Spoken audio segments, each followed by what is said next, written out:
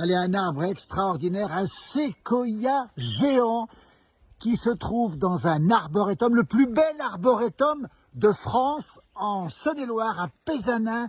Bonjour Florian. Bonjour. Vous êtes le président de l'association des amis, dites donc.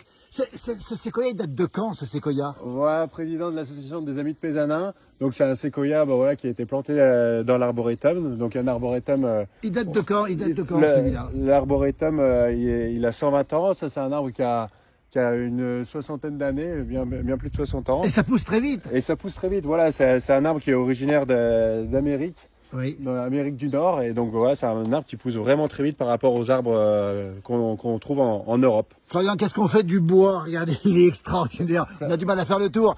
Voilà. Est-ce que c'est du bon bois? Ça, c'est un bois. Alors, ça pousse même trop vite, donc on s'en sert pas pour construire des maisons et tout. On s'en sert comme matériau d'isolant, notamment en Amérique du Nord. Voilà. Le séquoia géant ici, regardez-le, il est magnifique. Alors, il y a beaucoup de gens qui viennent, il est très bien aménagé ici. On peut accéder facilement pour le voir.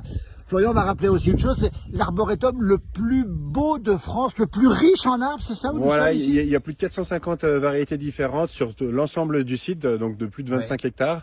Donc c'est un site quand même qui est remarquable, qui est très peu connu en Saône-et-Loire, mais qui nécessite d'être visité, voilà, d'être 120 découvert. ans, c'est le plus vieux de France aussi? C'est ça, c'est un des plus vieux. Allez, on va prendre un petit peu de recul, regardez un petit peu devant ici, on va s'approcher un petit peu, Florian, regardez, il est... Ah, il est grand, il est grand. Il est immense, regardez. Il faut se mettre assez loin. Voilà. Viens avec nous, Florian. Regardez là, ici dans l'arboretum, ici, alors, avec plein d'arbres remarquables, on va en parler avec Florian, regardez. Et puis surtout un étang qui est juste là-bas derrière, avec beaucoup d'arbres ici autour. Le plus bel arboretum de France, on va le rappeler. Regardez comme il est beau ici. Florian, on va se mettre ici devant le lac, regardez un petit peu comment ça se passe ici. C'est quoi les arbres qu'on peut voir ici dans cet arboretum? On rappelle qu'on est au sud de la Bourgogne, en Saône-et-Loire. C'est quoi les arbres qu'on peut voir ici? Des arbres remarquables, qu'est-ce qu'il y a d'autre encore? Donc voilà, on est tout proche de Cluny, donc il y a des jolis spécimens. Donc là on peut voir le Douglas, il y a des tulipiers de Virginie. Tulipiers de Virginie. Ouais, il y a plein d'arbres différents, l'érable à sucre, le cyprès chauve.